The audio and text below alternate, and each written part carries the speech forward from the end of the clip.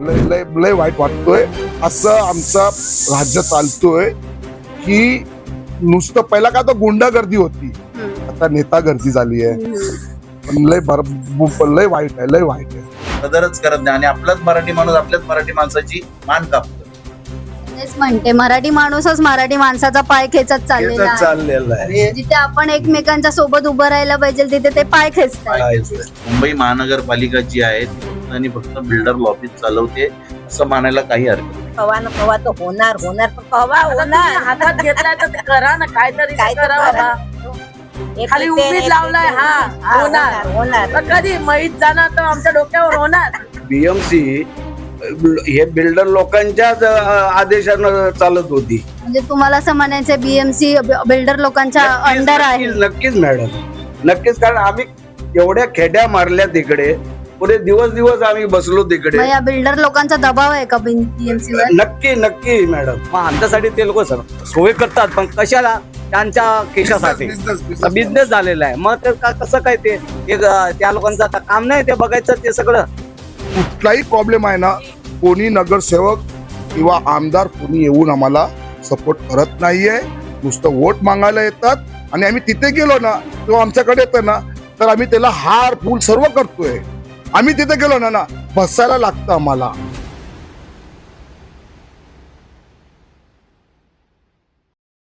Housing सोसायटीच्या पाण्याच्या टाक्या स्वच्छ करणारी मुंबईतील नंबर 1 कंपनी म्हणजेच लाईफलाईन सर्व्हिसेस. नमस्कार, मी तनुश्री शंकर सनस आणि आपण उभे आहोत प्रभाग क्रमांक 207 मध्ये रसूल जीवा कंपाऊंड मध्ये. चला तर मग थेट जाणून घेऊयात इकडच्या स्थानिक समस्या काय आहेत. तर दादा, इथे नक्की काय काय समस्या आहेत? इथे तर लय समस्या आहे. इथे जे कोण नगरसेवक येतात ना, अगोदर इलेक्शन जेव्हा असतात तेव्हा ते लोक फेरा मारतात, आम्हाला वोट द्या, हे करा ते करा. नंतर आम्ही वोट पण देतो त्याला. नंतर त्याची काय आम्ही बोलले की असं आम्हाला डांबरीकरण किती वर्ष झाले, 25 वर्ष डांबरीकरण अजून झालेलं नाही. आम्ही ते जरा मस्त ते काम केलं असेल तर आमच्यासाठी एकच माणूस आहे, डेडीने आम्हाला लय सवय करून दिली. ते पाण्याची लाईन, गटरची लाईन हे सगळं आम्हाला करून देतात. पण दुसरे काय पक्षाचे आहे ते येतात, पण नंतर खाली फक्त वोटासाठी येतात तिथे.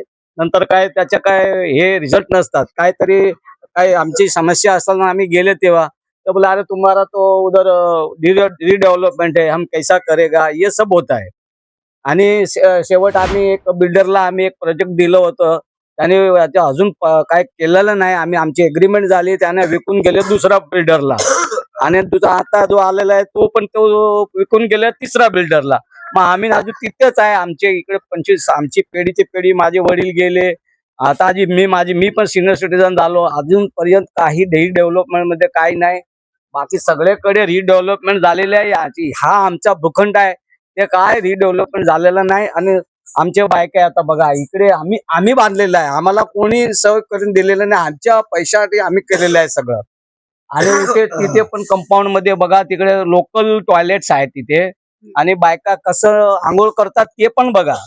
पण जेव्हा इलेक्शन येतात ते सगळं काम आम्ही ते करतो. नंतर 5 वर्षासाठी काही आम्ही बोलले तरी काय कोणी बघत नाही.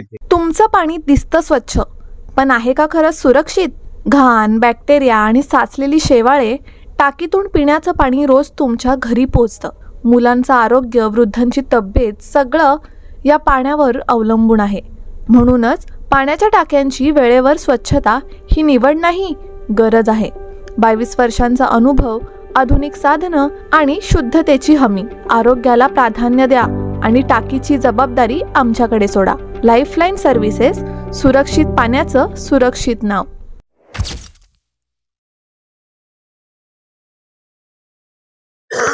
तुमची फसवणूकच होते नेमकी. होतेच ना, ते सगळे 5 वर्षासाठी सगळे आपला फंड घेतात आणि नंतर ते मस्त हे होतात. पण आम्हाला इथे जे कोण हसेल आणि नगरसेवक आम्हाला कधी पण जावं, आमची ते समस्या असेल ते आम्हाला बरोबर सांगून ते त्याच्यामध्ये कार्यवाही करायला पाहिजे. पण ते लोक सगळे आपलं चालतात आपल्या हिसाबने. तुम्हाला काय म्हणायचं याच्यावर दादा? मला म्हणायचं आमचा एक चांगला डेव्हलप होऊ द्या, चांगला घर मिळू द्या. अजूनपर्यंत झाला नाही. 18-20 वर्ष झाले अजूनपर्यंत.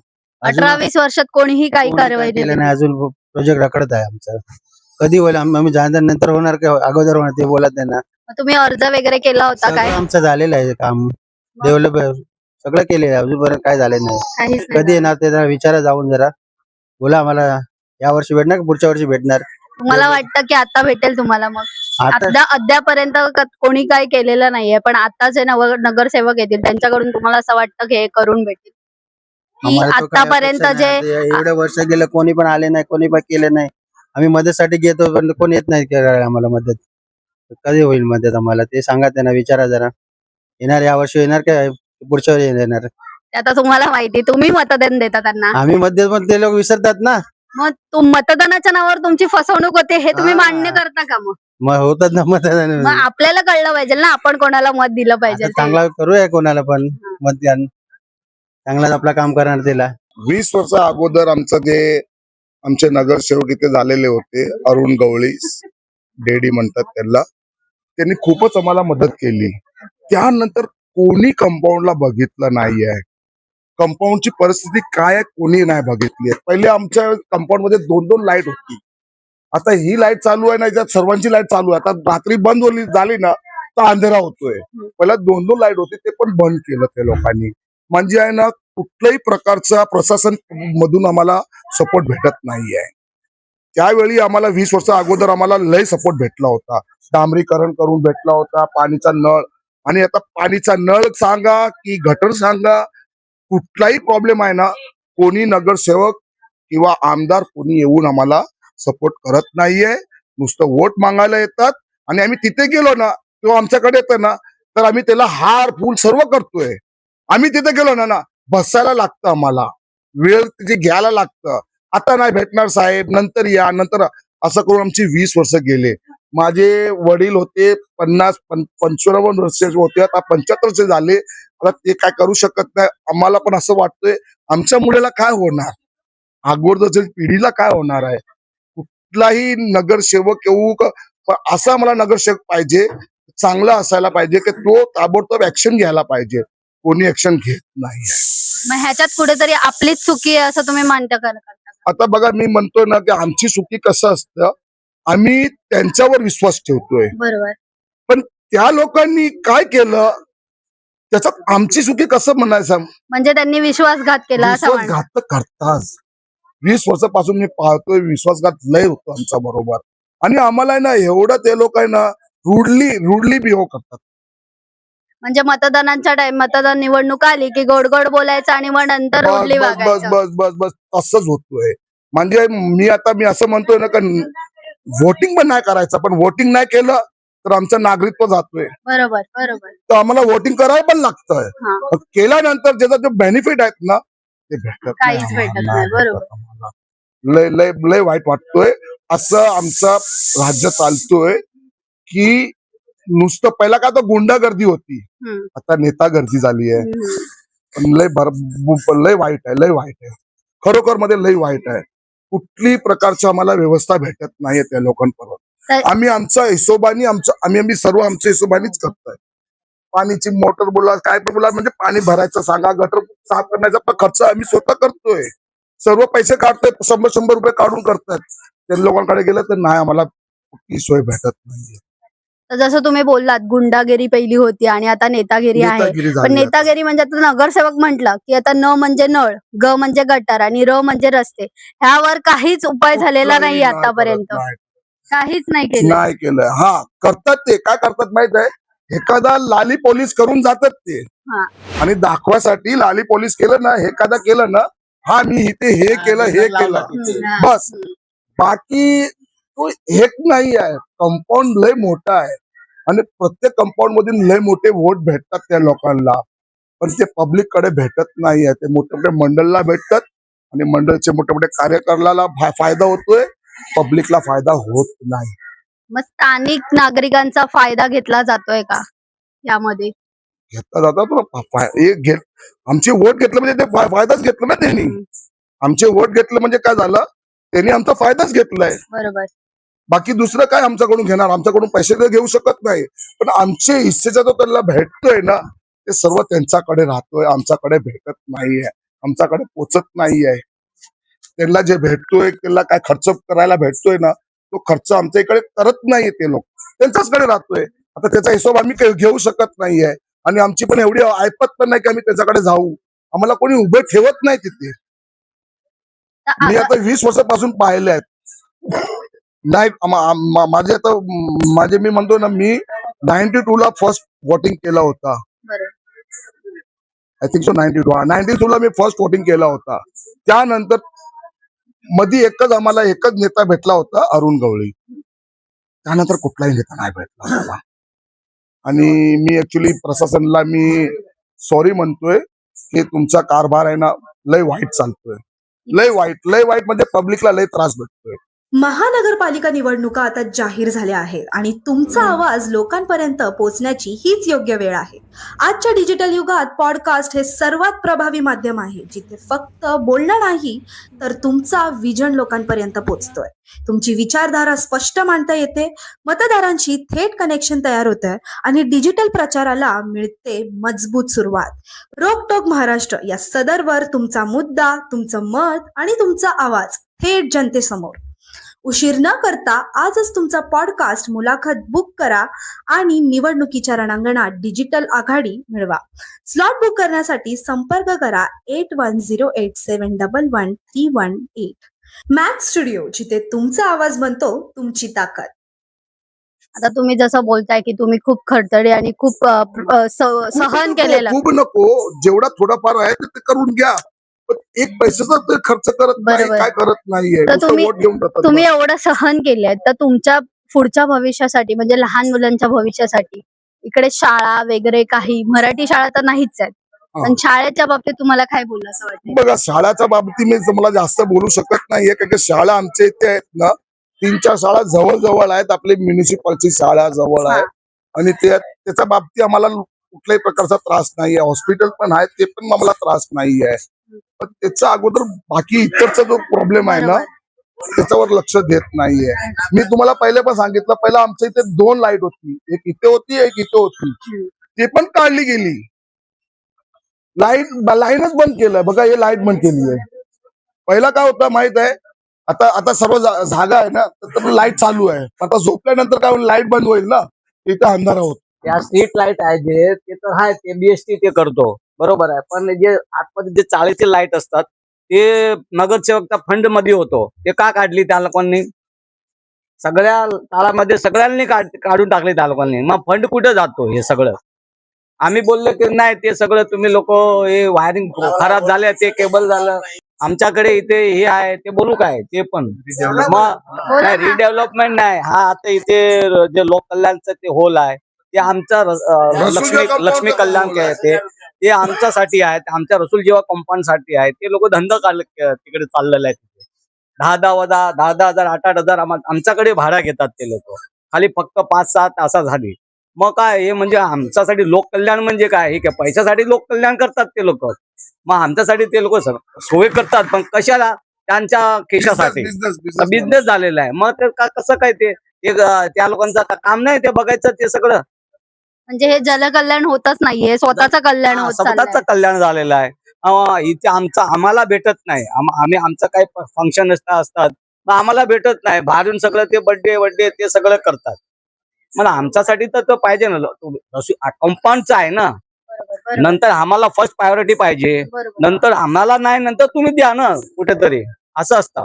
मी काय म्हणतो, आता आहे ना इथे कंटेनर बसवलेला आहे बिल्डरनी. तिथे ना पहिला आमचं आहे ना काहीतरी छोटा मोठा कारभार व्हायचं, म्हणजे फंक्शन व्हायचं, कोणाचं पोरीचं लग्न व्हायचं ना, माझी बहिणीचं लग्न तिथे झाला होता. आता ते कंटेनर टाकलाय ना, त्यामुळे आहे ना तिथे आमचं कुठल्याही प्रकारचा फंक्शन होत नाही. आणि कंटेनरचा पाठीमागे काय काय कांड होतोय ते कोणाला माहित पडत नाही, पण लय वाईट कांड होतोय. दारू पियाचा कांड, हुक्का बार चालतोय तिथे, सर्व होतोय. पण ते कसं झालं? कंटेनर बसवल्यामुळे झालं. आणि कंटेनर बसवलायत ना, तर तुम्ही ते ऍक्शन घ्या ना. डेव्हलपिंग साठी कंटेनर ठेवलाय ना, ते फोर्सफुली तिकडे कंटेनर ठेवले आहे. बीएमसी आणि पोलीस प्रशासन.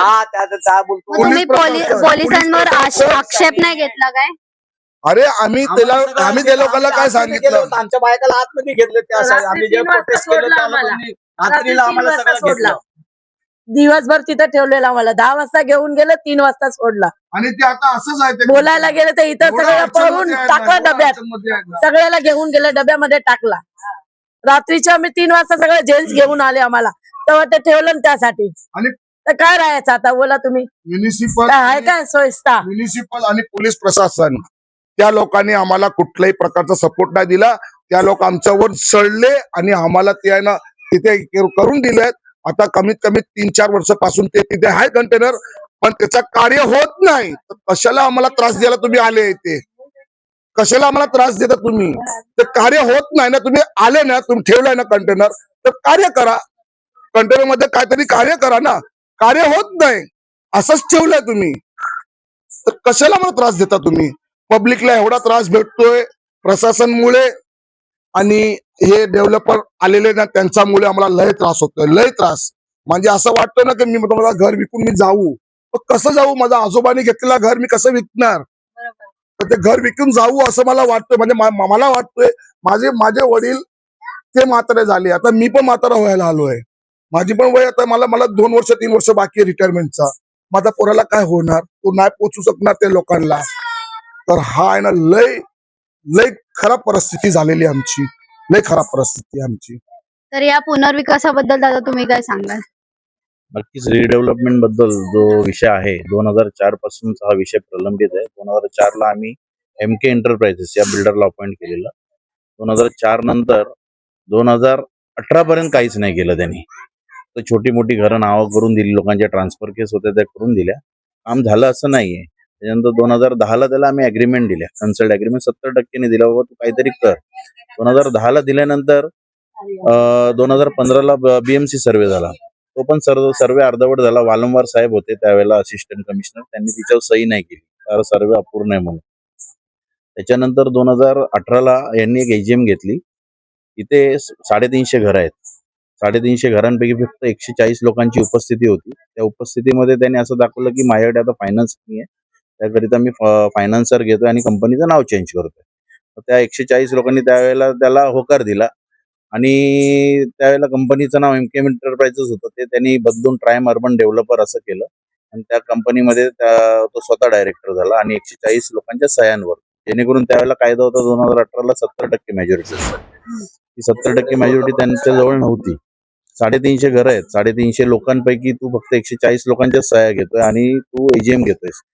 तर ती AGM BMC महानगरपालिका AC इस्टेट हेड ऑफिस इकडे असिस्टंट कमिशनर केशव उबाळे बसायचे त्यावेळेला 2018 मध्ये. त्यांनी ती त्याला ग्राह्य धरून, म्हणजे ग्राह्य कशा प्रकारे धरली आहे लोकांना आता काय सांगायची गरज नाहीये, सगळं माहिती आहे. अधिकारी लोक कुठल्या प्रकारची कामं कशी करतात. 2018 ला त्यांनी ते 140 लोकांच्या सह्यानुसार त्याला तो GBR मान्य केला आणि त्याला LY साठी मान्यता प्राप्त करून दिली. 2018 ला AGM झाली 140 लोकांची. 2022 ला LY आला. LY आल्यानंतर 2018 पासून 4 वर्षात ती तर प्रगती काहीच नाही. 2022 ला जो LY आला तिच्यात पण 2022 ला LY घेतल्यानंतर सुद्धा काही प्रगती नाही. लोकांच्या लक्षात आलं की हा काहीच काम करत नाही. 24 ला जे अदर मेंबर्स होते आणि त्याच्यासाठी तो जो चीफ प्रमोटर आहे आमचा शरद दशरथ मानकर, तो त्याला हे होता फॉर होता, बक्कळ पैसा खाल्ला त्यांनी त्या बिल्डरकडनं आणि त्याला फॉर असल्यामुळे तो त्याला परस्पर सह्या द्यायच्या. BMC पण बिल्डरच ऐकते, प्रशासकीय अधिकारी त्यांचंच ऐकतात आणि त्या मानकरला हाताशी धरून त्याने ते सगळा कांड केला. त्यानंतर 2022 ला LY आल्यानंतर आम्ही 24 ला ऍक्शन घ्यायची ठरवली मानकरवर आणि डेव्हलपरवर. आमचे ज्या खजिनदार होते, उपाध्यक्ष होते, त्यांनी AGM कॉल करून त्यांना रद्दबादल केलं. जे प्रोटोकॉल आहे BMCचा तो रद्द. आणि LY आल्यानंतर मोठी गोष्ट अशी आहे की जी नियोजित कमिटी असते त्याला रजिस्टर करावी लागते, ती बिल्डरने केली नव्हती. ती कमिटी आम्ही तिच्यावर रेकॉर्डवर येऊन आमच्या लोकांना पदावर चढवून, आमचे जसे आता चीफ प्रमोटर अरविंद खोडाबाई होईल जे आताशी आपल्याशी बोलत होते, त्यांना आम्ही पदावर घेऊन आणि जास्तीत जास्त संख्या बळानुसार आत्ताच्या 51% मेजॉरिटीच्या अधिकाराखाली आम्ही त्यांना पदावर घेतलं आणि BMC ला कळवल्या, सगळ्या गोष्टी कळवल्या. एकतर कमिटीचा ऑफिस नसताना प्रत्येक म्हणजे सेक्रेटरीच्या घरावर काही कागदपत्र यायची BMCची, आम्ही ते सुद्धा कळवलं की आता कमिटीचा ऑफिस वैयक्तिक असल्यामुळे आम्ही ऑफिस पण चेंज केलेलं आहे. चीफ प्रमोटरच्या घरावर आम्ही हे तुम्हाला सगळ्या गोष्टी वारंवार करस्पॉन्डिंग केल्यानंतरही कळवलंय. 2024ला जे आम्ही केलं ते बीएमसीने तिच्यात कुठल्याही प्रकारची आम्हाला मदत केली नाही, कारण त्यांना बिल्डर पैसा पुरवत होता, या सगळ्या गोष्टी होत होत्या. 2025ला आज आमचा विषय जो चालू आहे, आमचे एक सोशल ऍक्टिव्हिस्ट आहेत संतोष दौंडकर साहेब, तो त्यांनी हाती घेतला. त्याच्यानंतर त्यांनी हाती घेतल्यानंतर बीएमसी मध्ये सगळ्या कारवाई त्यांनी चालू केल्या. 2-3 अधिकाऱ्यांच्या बदली त्यांनी करून घेतल्या. या विषयात बिल्डरची आम्ही नियुक्ती रद्द केलेली, ती त्यांनी मार्गी लावलेली आहे. आता आमचा प्रोसेस जो आहे LY रद्दचा चालू आहे आणि रजिस्ट्रेशनचा जो मॅटर आहे आमचा, तो रजिस्टर जवळ प्रलंबित आहे, त्याची सुनवाई चालू आहे. आणि आमच्याकडे 350 लोकांपैकी 300 लोक आम्हाला फेवर करतात. महापालिका निवडणूक लढायची आहे, मग प्रभागासाठी तुमचं विजन काय? तुम्हाला ही निवडणूक का लढायची आहे? साऊथ मुंबई न्यूज चॅनलवर देता येईल याच प्रश्नाची उत्तरं. माझा प्रभाग माझा विजन, मुलाखतीचा स्पेशल शो. मुलाखतीची वेळ 20 ते 30 मिनिटं. अद्ययावत स्टुडिओ आणि 2 कॅमेरा सेटवर होईल रेकॉर्डिंग. मुलाखत साऊथ मुंबईच्या सर्व सोशल मीडिया अकाउंटवर प्रसारित केली जाईल. अधिक माहितीसाठी संपर्क साधा 8108711318 या क्रमांक नंबरवर. तर अद्यापपर्यंत मग जो बिल्डर होता त्यांनी फक्त पुनर्विकासाच्या नावाखाली स्वतःचा विकासच केला. स्वतःचा विकास केलाय. परत त्या ज्या कमिटीवर जी लोक त्यावेळेला होती त्यानं म्हणजे अध्यक्ष शरद मानकर, सेक्रेटरी किशोर सोसा, दुसरा एक सेक्रेटरी आहे तिवारी, यात स्वतःचाच त्यांनी विकास केला, लोकांचा विकास न करता. त्याच्यामुळे लोक नाराज आहेत आणि आम्हाला हा डेव्हलपर, आम्ही त्याची नियुक्ती रद्द केलेली आहे, बीएमसी मधनं सुद्धा रद्द केलेली आहे. आम्ही प्रशासनाला सगळ्या गोष्टी कळवलेल्या आहेत, तरी पण बीएमसी आता कुठे ऍक्शन घ्यायला लागलेली आहे, कारण की दौंडकर साहेबांनी आम्हाला खूप या गोष्टींसाठी खूप मदत केलेली आहे. कोणी कुठल्याच अधिकाऱ्यांनी, आम्ही एवढ्या वर्षाचा जो केलेला आहे लेखाजोखा, त्यांनी कुठल्याच अधिकाऱ्यांनी रेकॉर्डवर घेतला नाही, कधी कोणासमोर मांडलेलं नाही, ना म्युन्सिपल कमिशनर जवळ ना डीएमसी जवळ. आता हे दौंडकर साहेब आल्यामुळे हे विषय पुन्हा सुरू झालेले आहेत आणि त्यांच्यामुळे आम्हाला प्रतिसाद बीएमसी खूप चांगला मिळत आहे.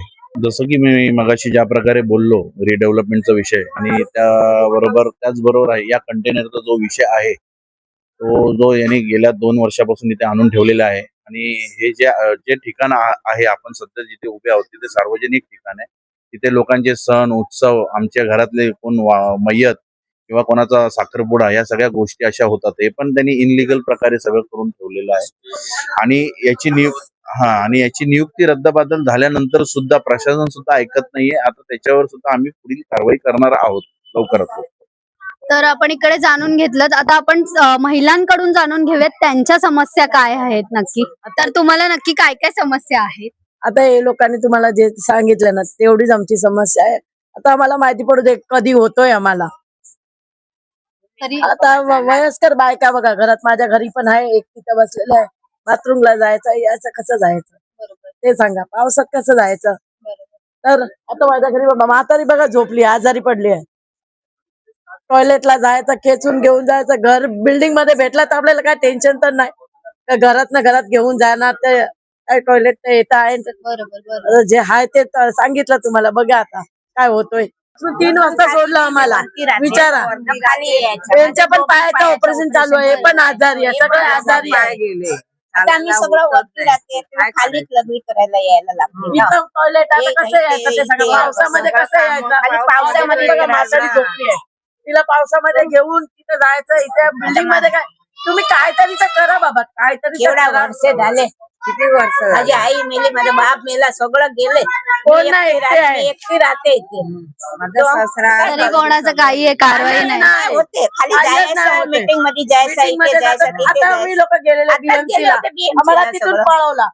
BMC मध्ये गेलेले दुपारच्या टायमाला सगळ्यांनी पळवलं तिथून. पण कोण नाही ऐकत, कोण म्हणजे आपल्या स्थानिक नागरिकांना हलक्यातच घेते. हा, सगळा कायच नाही म्हणजे. थोडा तो आम्ही असं विचार करते का कवा ना कवा तो होणार पण कवा आता तुम्ही होणार. हातात घेतलाय तर ते करा ना, काहीतरी काय तर करा बाबा. खाली उमेद लावलाय, होणार. तर कधी माहीत जाणार तर आमच्या डोक्यावर होणार, खाली एकदम घर भेटणार, सगळे गेल्यानंतर होणार. काय फायदा. काहीतरी व्हायला पाहिजे का नाही. सगळी ठिकाणी हे बघा ना, पिरामल बांधला आहे, मोठे मोठे टावर आमच्या आजूबाजूला आहे ना, गोदरेज आहे, पिरामल आहे. इथं बघा धोबीघाट मध्ये कचरामध्ये राहायचे, ते लोक बिल्डिंग मध्ये गेले. बिल्डिंग मध्ये गेले. आता आमच्यात खाली एक कंपाऊंड बाकी आहे. सकाळी 4 वाजता पाण्यासाठी मरायचं, टॉयलेट साठी तिथं मरायचं. हाय का जीवन? कचऱ्यासाठी जिंदगी आहे का? हाय जिंदगी. तुम्हाला वोट द्यायचा, चांगलं मोठं बनवायचं, ते आम्ही करायचं आणि आमचा जो धक्का मारायचा आम्हाला. म्हणजे तुमचं मत आहे की निवडणूक झाली की नगरसेवक बेपत्ता होता. असं वोट द्या, असं बोला, वोट द्या, वोट द्या, वोट द्या, वोट द्यायला जावा तुम्ही घर द्या. असं होते. तुम्ही कोण ना मी कोण, म्हणजे चांगली चुन्ना पट्टी लावतात हे लोक आपल्याला. काय नाही होत आहे जीवन मध्ये, काय होणार काय माहिती कधी. आता ही जी बिल्डिंग आहे ना, ही पण मेहता बिल्डिंग प्लॉट जो आहे तो रसूलजॉ कंपाऊंड बरोबर त्यांनी जॉईन केलेला आहे 2018 मध्ये. अमालगमेंट केलेला आहे. आता तो अमालगमेंट केल्यानंतर आम्हाला त्यांनी आतमध्ये टाकलं. पहिला हा प्लॉट आमचा सेपरेट होता. 2012 मध्ये आम्हाला LOI आला होता. LOI आल्यानंतर त्यांनी काय प्रॉब्लेम केला काय माहित नाही. 2012 मध्ये परत हे त्यांनी एक ऑर्डर आणली. त्याच्यामध्ये सांगितलं की आमची बिल्डिंग इथे तयार होत नाही. 2013-14 मध्ये त्यांनी आम्हाला बाहेर काढण्याची नोटीस आणली.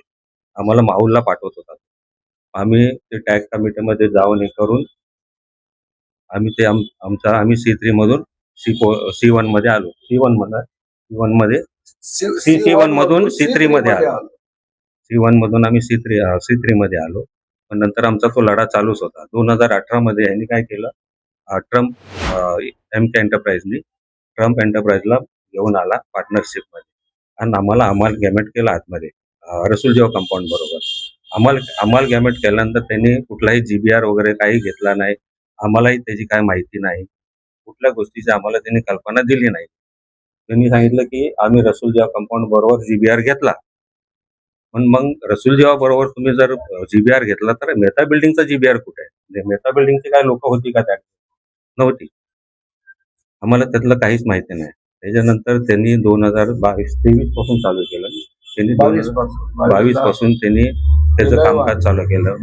त्यांनी 2 LOI आणले. पहिला एक LOI आणला, त्याच्यानंतर एक रिवाइज LOI आणला.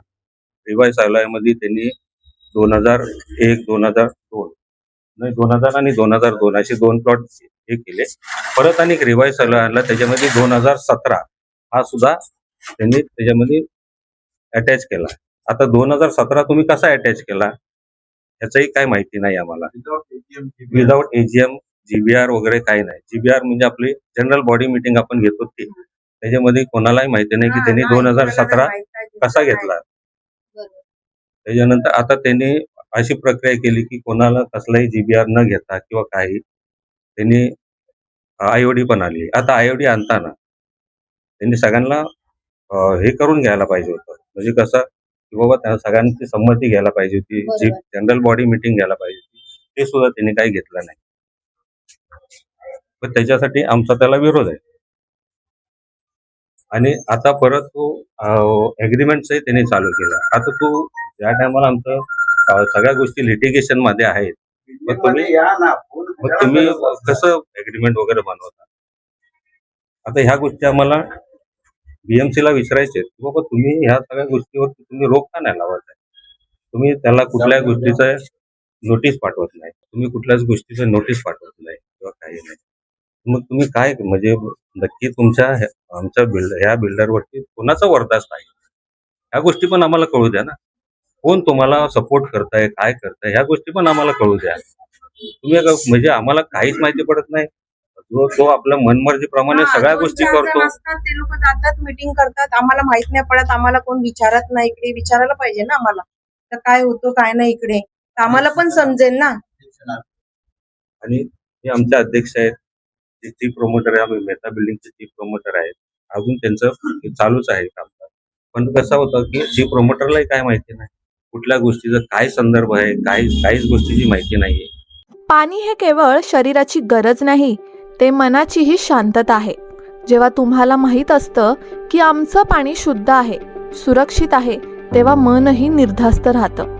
गेली 22 वर्षे टाकी स्वच्छतेचं काम जबाबदारीने करत आहोत. नियमित सेवा, अनुभवी टीम आणि कायद्याची पूर्ण पूर्तता. स्वच्छता आमच्यावर सोडा आणि निश्चिंत रहा.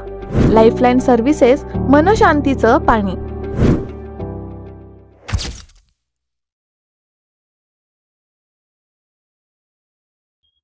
जसं की हे बोलले की तुम्ही अध्यक्ष आहात, अध्यक्ष असून तुमच्यापर्यंत ही माहिती पोहोचत नाही. कुठलीच माहिती येत नाही आणि माहिती देत पण नाही. आणि आम्ही काय आहे, सगळ्या लोकांना घेऊन चाललो होतो, परंतु काही इथे लोक आहेत ते बिल्डरला फॉर आहेत आणि बिल्डरला फॉर असल्यामुळे आम्हाला ते खोटं चालत नाही. आम्ही खोटं करत नाही. बिल्डरला फॉर आहे. बिल्डरला फॉर असल्यामुळे आम्हाला कोण विश्वासात घेत नाही. विश्वासात घेत नसल्यामुळे आम्ही काय त्याच्यावर आणि दुसरी गोष्ट, आमच्या सोबत लोक असणारे आहेत ना, त्यांना धमकावतात लोक इथून की बाबा बिल्डिंग डेंजर आहे, बिल्डिंग खाली करा, बिल्डिंग झरझर झाली आहे. कुठल्या बाजूने तुम्हाला बिल्डिंग डेंजर म्हणजे तुमच्यावर दबाव टाकला जातो. दबाव नाही, टॅलेंट लोकांवर दबाव मॅडम. बिचारे घाबरतात लोक, बिल्डिंग दाखवा. बिल्डिंग घाबरतात लोक. कारण काय माहितीये मॅडम, इथलेच रहिवासी त्या बिल्डरला जो फॉर आहेत तेच लोक इतर लोकांना सांगतायत बिल्डिंग डेंजर आहे, तो तुम्हाला माऊलला टाकणार, तुमचं लाईट पाणी कापणार. हे सगळे उद्योग चालू आहे तिथं. काय दुसरी गोष्ट, तो एमकेचा मुलगा म्हणून एक मोहम्मद म्हणून आहे, तो तिकडे मीटिंग मध्ये व्हाईस क्लिप वाजवून सांगतोय लोकांना कि नारकल के साथ जाएगा, उसको माहौल डालेगा, उसको जगह नहीं देगा, उसको बाहर फेंकेगा, उसको भाड़ा नहीं मिलेगा. अरे काय मनमानी काम आहे. अशी व्हाईस क्लिप पण आहे आमच्याकडे. बिल्डिंगचं असं नाही की आमचे हायकोर्टामध्ये आमचे स्टे मेंटेन आहे, स्टेबिलिटी सर्टिफिकेट आमची चालू आहे. मग तो आम्हाला कोणत्या ह्याच्यामध्ये धमकी देतो. आणि कसे आहेत मॅडम की इथली गरीब लोक आहेत, मिडल क्लासचे लोक असल्यामुळे काय लोक घाबरतात. काय की इथूनच लोक सांगतायत, इथे काय 2-4 लोक आहेत त्याच्यासोबत, त्याच्यामुळे हे करतोय की तिथून ऐकायचं इकडे लोकांना. लोक काय टॅलेंट काय घाबरतात लोक. अभिलाषा म्हणून एक प्लॉट आहे ताडदेवला, मच्छी मार्केटच्या समोरच. तोही बीएमसीचा प्लॉट आहे. तो प्लॉट तुम्ही जर बघितला ना, ही बाजूला बिल्डिंग चालू आहे ना आता, तेवढाच प्लॉट आहे 50 लोकांचा. तो प्लॉट 2012 मध्ये त्यांनी घेतला होता. तो अजूनही डेव्हलप केला नाही. तिथं फक्त पत्रे मारून त्यांनी तो प्लॉट तसाच ठेवलेला आहे. तो अजूनही प्लॉट तयार झालेला नाही. तो का नाही तयार झाला? तो जर इतकी छोटीशी बिल्डिंग आहे, तर ती बिल्डिंग जर तिथं बाजूला बनते, मग तिथे का नाही बनत? तू जर इतका मोठा बिल्डर किंवा डेव्हलपर आहे ना, मग तू ती बिल्डिंग कशी बनवू शकत नाही? आणि दुसरी गोष्ट, आता हा इतका मोठा प्लॉट आहे, 10,000 स्क्वेअर मीटरचा प्लॉट आहे. मग तू किती दिवस लावणार ती बनवायला? की बनवणारच नाही का सपाट करून सोडणार? ह्या गोष्टीचं पण उत्तर भेटायला पाहिजे ना. मग तुम्ही याच्यावर काय अर्ज बिर्ज काही आमचं सगळं अर्ज वगैरे आम्ही सगळं कामकाज चालू आहे. आमचं कामकाज चालू आहे. आम्ही बीएमसी मध्ये सगळ्या BMC गोष्टी मध्ये करतोय. आमचा फॉलो चालू आहे. आणि बीएमसी मध्ये आता आम्ही आहे ना प्रक्रिया चालू केल्या डॉक्टर साहेबांच्या माध्यमातून. आमचा प्रोजेक्ट संदर्भात चालू आहे. आता रसोल जिवा आणि हे मेहता बिल्डिंग जॉईंट आहे. आणि त्याच्यामुळे आता कसं आहे, कोणी आता समजा लिटिगेशन चालू आहे आमचं कोर्टामध्ये, तरी पण तो बिल्डर अग्रीमेंट भरतोय लोकांच्या इथले. आणि ऑर्डर बिल्डरच्या विरोधात आहे कोर्टात. त्याला 2017-18चं जे काय आहे जेबीआर, तो सगळा त्याचा नियम बाह्य केलेला आहे कोर्टाने. तो इथे त्याच्यासाठी त्या अग्रीमेंट तो करू शकत नाही. आता तेही त्याच्यावरही आम्ही निबंधकाकडे, जे वरईला आपले निबंधक बसतात, तिच्यावर पण आम्ही कारवाई करणार आहे की भ्रष्टाचार कसा चालू आहे आणि हे लोक कसे करतायत मग भ्रष्टाचार. अद्यापपर्यंत तुम्ही कारवाई का नाही केली? आम्ही 2004 म्हणजे 2018 पासून कारवाई करत आलेलो आहोत. आता आम्ही कुठेतरी ट्रॅकवर 2024 पासून आले. 2024 पासून बीएमसी आमचं ऐकायला लागली, प्रशासन आमचं ऐकायला लागलं. म्हणजे 2012 पासून ते 24 पर्यंत, म्हणजे 12 वर्ष बीएमसी तुमचं ऐकतच नाही. बिलकुल नाही. आमचं बिलकुल आम्हाला जमेतच धरलं नाही बीएमसीने कधी. फक्त हे वन साइडच चालली होती. बीएमसी हे बिल्डर लोकांच्याच आदेशानं चालत होती. म्हणजे तुम्हाला असं म्हणायचं बीएमसी बिल्डर लोकांच्या अंडर आहे? नक्कीच मॅडम, नक्कीच. कारण आम्ही एवढ्या खेड्या मारल्या तिकडे, पुरे दिवस आम्ही बसलो तिकडे. मग या बिल्डर लोकांचा दबाव आहे का बीएमसी वर? नक्की मॅडम, नक्की. लोकांचा दबाव आहे. तुम्ही ठामपणे कसं सांगू शकता? सांगू शकता म्हणजे आमची सुनवाईच होत नाही. सुनवाईच झालेली नाही. त्या रमेश पवारने आमचं विश्वासात घेतलं नाही, बोलला नाही तोच बिल्डर करणार. मग आता जो बिल्डर स्वतः स्कूटर वरून फिरतोय, आज त्याच्यावर क्रिमिनल केसेस दाखल आहेत, चेक बाउन्सच्या केस दाखल आहेत. इब्राहिम मोमीन, एमके एंटरप्राइजेस आणि जो दुसरा आहे ट्रायम अर्बन, जो अभिलाषा सारखी सोसायटी चंदनवाडी करून चर्नी रोडलाची सोसायटी आहे, ती अजून तशीच पडून आहे. काम चालू आहे, फक्त लोकांचे रिहॅब सेंटर बनवतोय, सेलेबल बनवतोय. आज 15 वर्ष, दोघांचंही 15 वर्ष झाले कामं स्टॉप आहेत. तरी लोक अंधभक्तासारखी, काही लोक मेहता बिल्डिंग मध्ये आहेत, तिथे जाऊन अग्रीमेंट भरतात, जेणेकरून हायकोर्टाचे निर्देश आहेत की त्याचं सगळं खारिज झालेलं आहे. पहिल्याचं 2018चा GBR तो दाखवायचा 140 लोकांचा, ते सगळं चालणार नाही. कोर्टाने सरळ सांगितले, तुझ्याकडे फ्रेश मेजॉरिटी असेल तर ती कोर्टामध्ये दाखवा आणून आणि त्या रजिस्ट्रारकडे दाखवा. फ्रेश मेजॉरिटी जी आहे ना, ती फक्त मेहता बिल्डिंग साठी नाहीये. फ्रेश मेजॉरिटी रसूलजिवा कंपाऊंड आणि मेहता बिल्डिंग असे अमालगॅमेट मध्ये दोन्ही प्रोजेक्ट असल्यामुळे अमालगॅमेट मध्ये तुम्हाला हे दाखवायचं आहे. आणि आज ते आमच्याकडे 70%. मी एकच शेवटचा प्रश्न विचारेन की आपल्या मराठी माणसाला, सामान्य माणसाला गृहीतच धरलं जात आहे का? बीएमसी बिलकुल धरत. बीएमसी आहे ना, बीएमसी मध्ये आम्ही दिवसभर ताटकळत बसतो, पण बीएमसी त्याच्यावर विचारच करत नाही. वन साइड बीएमसीचा. आज ती महापालिका फक्त आणि फक्त बिल्डर लॉबीच चालवते. मुंबई महानगरपालिका जी आहे ती फक्त आणि फक्त बिल्डर लॉबीच चालवते, असं मानायला काही हरकत नाही. आणि मेन म्हणजे काय, आता 25 वर्ष होत आली, अजूनपर्यंत प्रोजेक्ट झालेला नाही. आतापर्यंत लोकांना म्हणजे रखडत ठेवलंय. म्हणजे म्हणायचं असं की लोकांना फक्त आशा दाखवत आतापर्यंत बिल्डरने कुठलीच कामं केली नाहीत, आणि आता इथून पुढे काय करणार आहे. महानगरपालिका निवडणुका आता जाहीर झाल्या आहेत आणि तुमचा आवाज लोकांपर्यंत पोहोचण्याची हीच योग्य वेळ आहे. आजच्या डिजिटल युगात पॉडकास्ट हे सर्वात प्रभावी माध्यम आहे, जिथे फक्त बोलणं नाही तर तुमचा विजन लोकांपर्यंत पोहोचतोय. तुमची विचारधारा स्पष्ट मांडता येते, मतदारांशी थेट कनेक्शन तयार होतंय आणि डिजिटल प्रचाराला मिळते मजबूत सुरुवात. रोकटोक महाराष्ट्र या सदरवर तुमचा मुद्दा, तुमचं मत आणि तुमचा आवाज थेट जनतेसमोर. उशीर न करता आजच तुमचा पॉडकास्ट मुलाखत बुक करा आणि निवडणुकीच्या रणांगणात डिजिटल आघाडी मिळवा. स्लॉट बुक करण्यासाठी संपर्क करा 8108711318. मॅक्स स्टुडिओ, जिथे तुमचा आवाज बनतो तुमची ताकद. म्हणजे नेते जसे आश्वासनं देतात तसं बिल्डरनेही आश्वासनं दिलेली आहे. नाही, आता आश्वासनं पण नाही. आश्वासनाचा उपयोगच नाही काय. नेते सुद्धा बिल्डर लोकांना सामीलच झालेले आहेत. इकडचे नगरसेवक काय, येणारे नगरसेवक काय, किंवा आमदार, खासदार, सगळं बिल्डर लॉबीवरच चालतंय. त्यांना इलेक्शनला पैसा हवा असतो, त्याच्यामुळे लोकांची कदरच करत नाही आणि आपलाच मराठी माणूस आपल्याच मराठी माणसाची मान कापतो. तेच म्हणते, मराठी माणूसच मराठी माणसाचा पाय खेचत चाललेला आहे. जिथे आपण एकमेकांच्या सोबत उभं राहायला पाहिजे तिथे ते पाय खेचतात.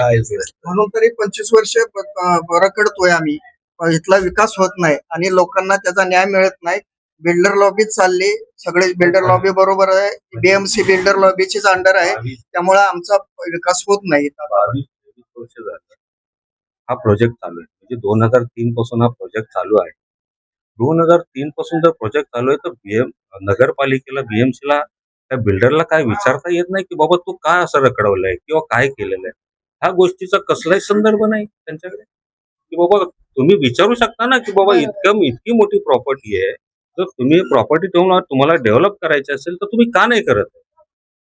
आज तो बिल्डर नाही करत तर तुम्ही दुसरा द्या किंवा आम्ही सांगतो ते द्या. आता एमकेला आम्हीच पहिला आणला होता 2003 मध्ये. आम्हाला वाटलं चांगला आहे बिल्डर आहे, आम्ही त्याला साथ दिली. पण आता तो आमचीच मान कापायला चाललाय. आमची मान कापली पण त्यांनी, दुसरीकडे गेला. आता दुसरा जो नवीन आता ट्रायम्फ अर्बन आलाय ना, कोणी बघितलाय ना त्याला, कोणालाच माहिती नाही तो कोण आहे, काळा आहे का गोरा आहे का काय, कोणीच त्याला बघितलेलं नाही अजून. मग तुम्ही सांगा आम्ही काय डोळे झाकून ह्या गोष्टी करायच्या?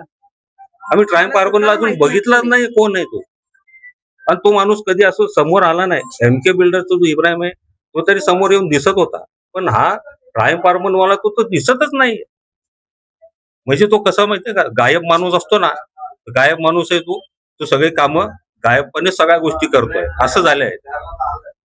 धोक्यातलं घर, असुरक्षित आयुष्य आणि अनुत्तरित प्रश्न. स्थानिकांचा सवाल स्पष्ट आहे, पुनर्विकास कधी आणि प्रशासन यावर नेमकी काय भूमिका घेणार, या प्रश्नांची उत्तरं मिळेपर्यंत आम्ही या विषयाचा पाठपुरावा करत राहणार. सुरक्षितेचा प्रश्न ऐरवणीवर असताना जबाबदारी नेमकी कोणाची, हा प्रश्न विचारण्यासाठी आम्ही थेट घटनास्थळी आहोत. तुम्हाला काय वाटतं हे कमेंट मध्ये नक्की करून सांगा आणि आमच्या south Mumbai channel like share subscribe करायला विसरू नका. तुम्ही पाहत होतात साऊथ मुंबई न्यूज, चेहरा मुंबईचा. साऊथ मुंबई विभागातील घडामोडी जाणून घेण्यासाठी साऊथ मुंबई न्यूज चॅनलला लाईक, फॉलो, शेअर आणि सबस्क्राईब करा आणि बेल आयकॉनवर क्लिक करून ऑल करायला विसरू नका.